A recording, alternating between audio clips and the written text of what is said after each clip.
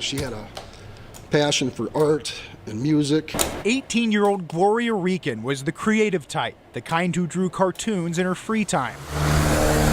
In November 1970, she left her University Avenue apartment to walk to class at the U and never came back.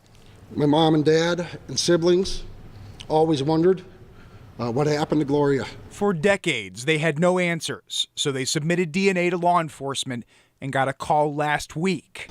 They had a match. Gloria's DNA had been traced to a body found in a burned Mille Lacs County farmhouse back in 1970. The breakthrough comes just one day after Minneapolis police announced an arrest in a 1993 murder. In that case, police matched the suspect's DNA to the original crime scene. It could be vital. Former FBI Special Agent Kyle Loven says advancements in DNA give police a tool that decades ago they never could have dreamed of. You have a science which, absent mistakes, is virtually infallible when it comes to the identification of people. In the Minneapolis case, police used a private DNA company and online genealogy to match the suspect. Using genealogy sites to solve crimes, though, has made some uncomfortable. How do we balance that right to privacy with the need to solve crimes?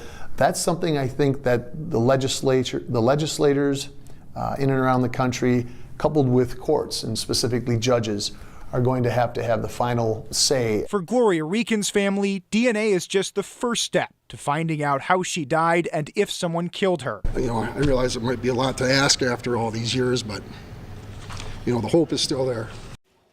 For any relatives of missing persons, police are encouraging them to give DNA samples to law enforcement in order to find a match. As for the general public, your DNA might actually already be available to law enforcement. BuzzFeed News reported this month that more than half of Americans could potentially be matched through genealogy libraries. Back to you. Wow. Thank you, Danny.